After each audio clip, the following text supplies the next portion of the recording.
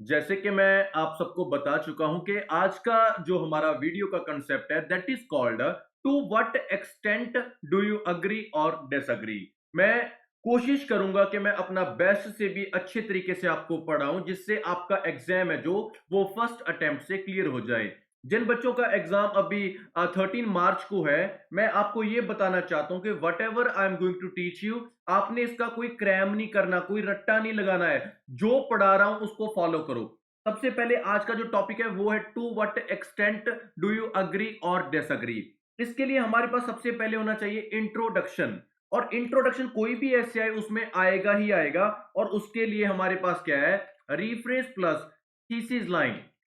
ये आपकी सबसे अच्छी चीज होगी कि अगर आप इन दो चीजों को मिलाकर इंट्रोडक्शन बनाए। मैं किसी बच्चे को ये प्रेशराइज नहीं कर रहा हूं कि आपने जो इंट्रोडक्शन है वो 4 लाइंस में लिखनी है, 5 में लिखनी है।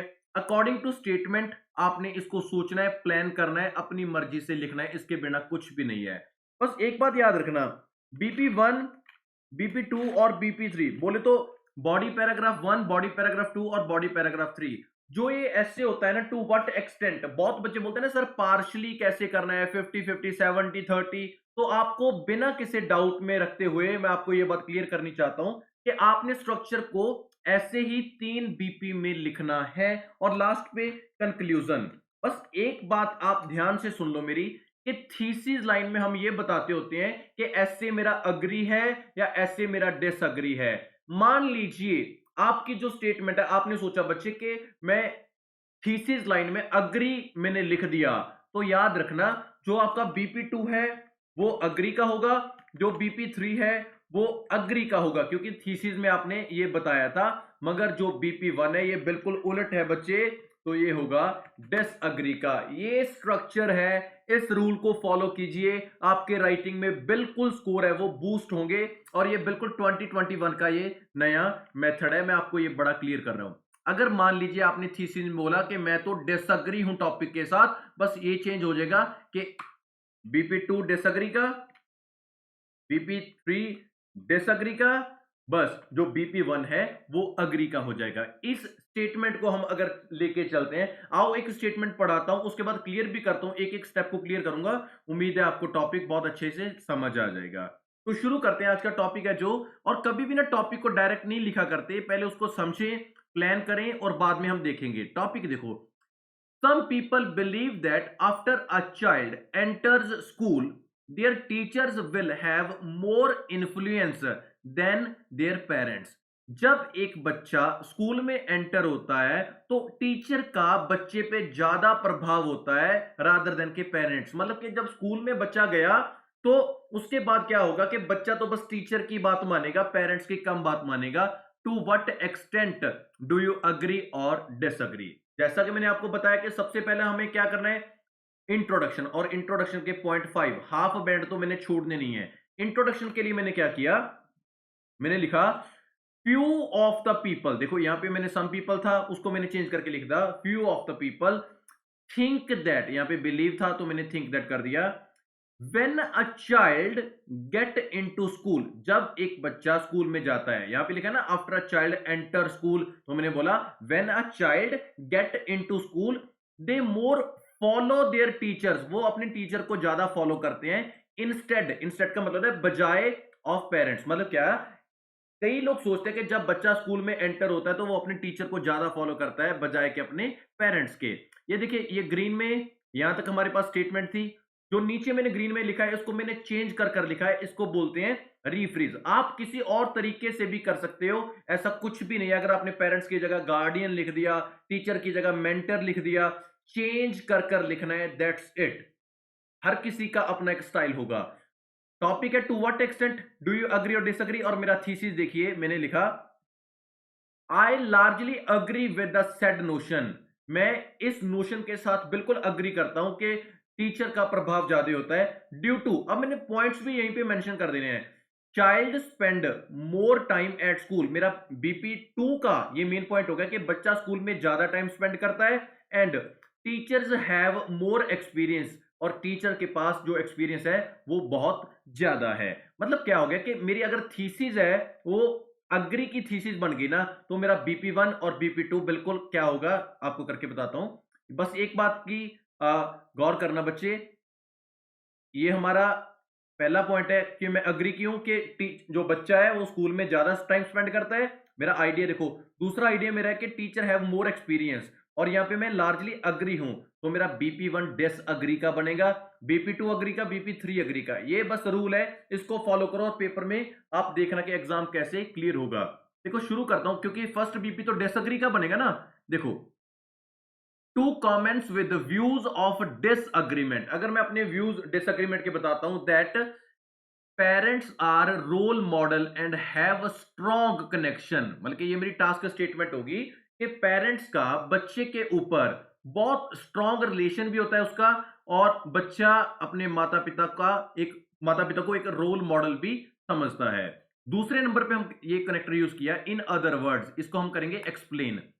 Parents are first teacher of children, जो माँ प्यो है वो बच्चे का पहला चिल्ड्रन, मतलब के बच्चे का क्या होता है, टीचर होता है। By which children get knowledge first from them and even during their early years of age they live with them, बच्चा अपने शुरुआती कुछ सालों में अपने माता पिता के साथ रहता है, सबसे पहले टीचर से पहले भी अपने माता पिता से सीखता है, और अपने माता पिता को अपना रोल मॉडल समझता है। और थर्ड पे मैंने क्या किया, एक जब इफेक्ट देता है, so their parents influence them in their life allot, तो उनके माता पिता है वो ज्यादा इन्फ्लुएंस करते हैं उनके ऊपर। अब ये गौर करने की बात देखो, यहां से टू कमेंट्स व्यू अग्रीमेंट, यहां पे कनेक्शन तक, ये मेरी टास्क स्टेटमेंट थी। और अगर मैं कलर को चेंज करके बताता हूं आपको, अगर मैं इसको ये ऐसे करता हूं, इन अदर वर्ड से मैंने यहां से लेके यहां तक इसको एक्सप्लेन कर दिया, इस बात को कि बच्चे रोल मॉडल समझते हैं, और लास्ट पे सो लिख के मैंने इसको एक इसका रिजल्ट दे दिया कि माता पिता का बहुत ज्यादा इफेक्ट है, वो बच्चे को ज्यादा इन्फ्लुएंस करते हैं। देखो, जो BP आपने उल्ट लिखना है, जैसे थीसिस में हमने अग्री किया था, मगर BP1 हमारा डिसएग्री का था ना, तो डिसएग्री में तीन चीजें ही यूज किया है हमने। क्या क्या तीन चीजें देखिए, एक तो हमने टास्क स्टेटमेंट यूज किया था, और इसको एक्सप्लेन किया था, और इसका इफेक्ट दिया था, तीन चीजें। एग्जाम्पल नहीं डाली, मतलब क्या आएगा कि अगर हम BP2 लिखेंगे, अब BP3 लिखेंगे, उनमें चार चार चीजें होंगी। बता भी देता हूं कि कैसे आपको क्लियर होगा। तो ये देखिए, shifting towards view of agreement, अब मैं अपने व्यू को अग्रीमेंट की तरफ लेके जाता हूं। Students spend there quality time with teachers most, जो बच्चे होते हैं ना, अपना क्वालिटी टाइम अपने टीचर्स के साथ बिताते हैं, ये मेरी एक टास्क स्टेटमेंट हो गई। तो जैसा कि मैं आपको बता चुका हूं अभी, कि हमारा जो फर्स्ट नोशन है बच्चे, दैट इज कॉल्ड, हमारी टास्क स्टेटमेंट ये होगी। टास्क स्टेटमेंट में हमने क्या बताया कि shifting towards view of agreement, मैं अपने अग्रीमेंट के व्यू की तरफ आ रहा हूं, और मेरा मेन पॉइंट क्या है, students spend there quality time with teachers most, जो बच्चे होते हैं वो टीचर्स के साथ अपना ज्यादा टाइम स्पेंड करते हैं। और मैं आपको ये बात भी क्लियर कर देता हूं, हमें क्या चाहिए, टास्क स्टेटमेंट चाहिए, उसको एक्सप्लेन करना है हमने, उसकी एक एग्जांपल चाहिए, और लास्ट पे एक हमारा उनके पास है इफेक्ट। अगर ये चार चीजें आप बहुत अच्छे से इसमें डालोगे, तो आपका बैंड स्कोर है वो बहुत अच्छे तरीके से बूस्ट होगा। और सबसे बड़ी बात कनेक्टर्स होते हैं, जैसे मेरा फर्स्ट कनेक्टर क्या था, shifting towards the view of agreement, और मैंने इस अग्रीमेंट के व्यू को बहुत अच्छे तरीके से एक्सप्लेन कर दिया। और नेक्स्ट मैंने अपना अगर बात करूं, तो ये देखिए, मैं आपको इसमें कलर करके शो कर सकता हूं, और दैट्स टू इलेबोरेट इट। देखो, मेरी टास्क स्टेटमेंट थी वो मैंने ब्लू कलर में आपको शो कर दी, अब उसको मैं कर रहा हूं एक्सप्लेन। एक्सप्लेन में मैंने क्या बताया, to elaborate it, in schools students spend around 6 hours, बच्चे कम से कम 6 आवर है जो स्कूल में स्पेंड करते हैं, for studying distinct subject. Distinct is the synonym of different, distinct होता है जिसको हम बोलते हैं डिफरेंट, ठीक है। बच्चे 6 आवर स्कूल में स्पेंड करते हैं, स्टडी करते हैं अलग अलग सब्जेक्ट्स की, and also they also share their problems with them. Definitely बच्चा अपनी प्रॉब्लम है वो अपने टीचर के साथ शेयर भी करता है। हमारा दो चीजें होगी यहाँ पे, एक टास्क स्टेटमेंट बता दी कि बच्चे क्वालिटी टाइम टीचर्स के साथ स्पेंड करते हैं, उसको एक्सप्लेन भी कर दिया। अब थर्ड चाहिए हमें एक एग्जाम्पल। एग्जाम्पल के लिए मैंने कनेक्टर बड़ा नॉर्मल यूज किया है, that is called for example, क्योंकि अब थर्ड की बात कर रहा हूं, ठीक है। एग्जाम्पल में मैंने क्या बोला, for example a survey was conducted by the department of education, क्योंकि अभी हमारा एजुकेशन का है तो हमने एक एग्जाम्पल भी एजुकेशन डिपार्टमेंट की ही उठा ली। इन वायतनम, वायतनम एक कंट्री का नेम है, which found that 9 out of 10 student, 10 में से 9 बच्चे spent long time period in school, 10 में से 9 बच्चे बहुत लंबा समय स्कूल में स्पेंड करते थे, rather than at home, rather then in home. 2010 में एक सर्वे हुआ था जिसमें यह देखा गया कि बहुत सारे बच्चे, 10 में से 9 बच्चे स्कूल में टाइम अपने टीचर्स के साथ टाइम स्पेंड करते थे। और लास्ट पे हमें क्या चाहिए, that is called as a result, ये हो गया हमारा effect. As a result, by spending long hours in school students get affected by teacher. जब बच्चा इतना लंबा समय अपने टीचर के साथ रहता है तो डेफिनेटली वो उससे प्रभावित होता ही है। बस आप ये बात को ध्यान में रखना, अगर आपने राइटिंग में स्कोर है वो बूस्ट करना है ना, टास्क स्टेटमेंट होनी चाहिए, एक्सप्लेन आप उसको बहुत अच्छे तरीके से कर सकते हो, अगर उसकी एक एग्जांपल, और लास्ट पे हमें उसका चाहिए एक इफेक्ट। अगर ये चार चीजें आपके पास हैं तो आप फील करोगे कि हाँ, this is the best way to learn something. और उसके बाद हम दूसरे बीपी पे आते हैं। तो जैसे कि आपको यही बता रहा हूं कि आपके पास अगर बीपी में बॉडी पैराग्राफ में लिखने के लिए चार चीजें हैं, चार चीजों में मैंने ये देखिए, शिफ्टिंग से लेके मोस्ट तक मेरी टास्क स्टेटमेंट थी, टू इलेबोरेट से यहां पे देम तक मैंने इसको एक्सप्लेन किया, फॉर एग्जाम्पल से 2010 तक मेरी एक एग्जाम्पल आ गई, और एज अ रिजल्ट से टीचर तक मैंने इसको इफेक्ट बता दिया। मतलब चार चीजें आपको एक्सप्लेन करनी होंगी अगर आपने 4 लेना है। तो डेफिनेटली जो बीपी हमारा 3 है तो उसमें भी ये चार ही चीज हमने ऐड की हैं। जैसे एक एग्जांपल देता हूं, फर्दर स्ट्रेंथनिंग व्यूज, मैंने अपने व्यूज को और आगे लेके जा रहा हूं। Due to experience teachers behave well with students by which children follow them. ये मेरी टास्क स्टेटमेंट होगी कि टीचर्स के पास बहुत अच्छे लेवल का एक्सपीरियंस होता है, जिसका क्या रिजल्ट निकलता है कि बच्चे बहुत अच्छे तरीके से उनसे सीखते हैं और उनको फॉलो करते हैं। दूसरे नंबर पे मैं क्या करूंगा, इसको एक्सप्लेन, एक्सप्लेन के लिए कनेक्टर क्या यूज किया, to explain it, comma, by the help of experience teachers check the ability of students as well as teach them according to their ability level along with provide them attention as required। मतलब teacher को पता होता है कि किस बच्चे को क्या चाहिए, कितनी नॉलेज चाहिए, मतलब टीचर का एक्सपीरियंस इतना होता है कि वो बच्चे की क्वालिटी को देखकर उसको पढ़ाता है। ये हमने इसको एक्सप्लेन कर दिया। थर्ड नंबर पे क्या चाहिए, एक एग्जांपल, एग्जांपल के लिए सिनोनिम को यूज किया, for instance. Social studies have shown that in America, scholars achieve high marks despite of others because their tutors have more experience and teach them according to their IQ level। मतलब मैंने example में क्या चीज add कर दी, example मैंने यही बताया कि एक सर्वे हुआ था कि स्टूडेंट थे जो सोशल साइंस के थे, उनके मार्क्स बहुत अच्छे आए थे अमेरिका में, क्योंकि उनके टीचर्स के पास बहुत अच्छे लेवल का एक्सपीरियंस भी था और उन्होंने बच्चों को उनके आईक्यू के लेवल के हिसाब से पढ़ाया। और लास्ट पे दस, दस लिख के मैंने क्या बताया, दस teachers have more impact on students, मतलब कि टीचर्स का बच्चों के ऊपर बहुत ज्यादा प्रभाव होता है। ये देखिए चार चीजें कहां कहां से, फर्दर से लेके देम तक टास्क स्टेटमेंट। टास्क स्टेटमेंट का मतलब होता है कि मेरा व्यू, मेरा आइडिया क्या लिखना है मैंने।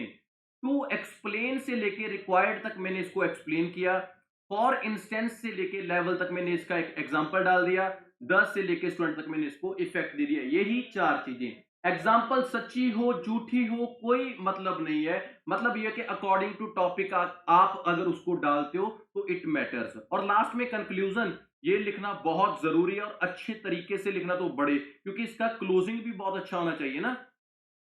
इन कंक्लूजन मैंने कॉमा डाला, ऑल दो पेरेंट, ऑल दो तब भी लिखा है क्योंकि मैं बीपी वन डिसएग्री का लिखा था और उसको भी मैंने एक्सप्लेन करना है। ऑल दो parents have strong bonding with children, मानता हूं कि पेरेंट्स की बच्चों के साथ बहुत अच्छी बॉन्डिंग होती है। येट, येट मतलब अब क्या होगा कि बीपी टू और बीपी थ्री की बातें करूंगा। ये मैंने यहां तक ना बीपी वन की बात कर दी जो डिसएग्री का था।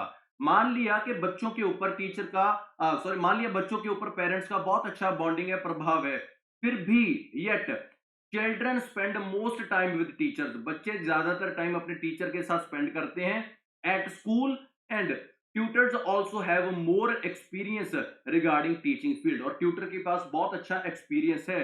Due to this they teach students in accurate way.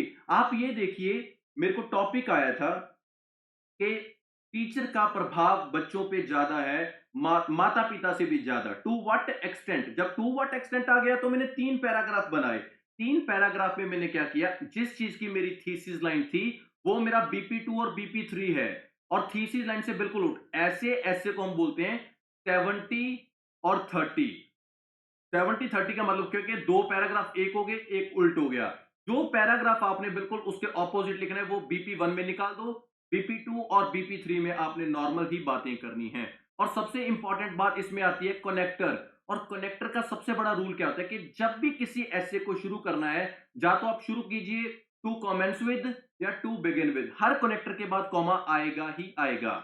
2 connector बता रहा हूं आपको किसी भी ऐसे को शुरू करने के लिए, उसको एक्सप्लेन करने के लिए मैं आपको दे रहा हूं 3 कनेक्टर। जब भी किसी को एक्सप्लेन करना है, या तो लिखिए to explain it, to explicate it, या इन अदर वर्ड्स, ये आपकी चॉइस है। इन तीनों में से आप कौन सा यूज करते हो।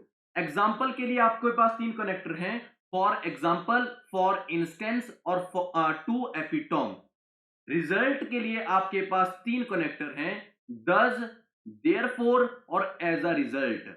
ये एक बीपी में ये 4 चीजें आएंगी ही आएंगी, और सभी के कनेक्टर मैंने आपके साथ शेयर कर दिए। और लास्ट पे कंक्लूजन तो आपको पता ही है, टू कंक्लूड लिख सकते हो या इन कंक्लूजन। तो मैं उम्मीद करता हूं कि आज का वीडियो आपको बहुत अच्छे तरीके से समझ भी आएगा। अगर वीडियो अच्छा लगता है तो काइंडली थम्स अप जरूर दीजिए, और आपका जो कमेंट है, आपको अच्छा लगा बुरा लगा, जो भी आपका एक्सपीरियंस है वो हमारे साथ शेयर कीजिए, ताकि हमारी टीम आपको और अच्छे से पढ़ाए, और आपका जो एग्जाम है वो फर्स्ट अटेम्प्ट ही आप अच्छे स्कोर से क्लियर कीजिए। तब तक के लिए goodbye, love you, bye Raman Sharma, take care, thank you so much for watching my video. और if you have not subscribed yet, kindly subscribe my channel. Love you, take care, thank you so much.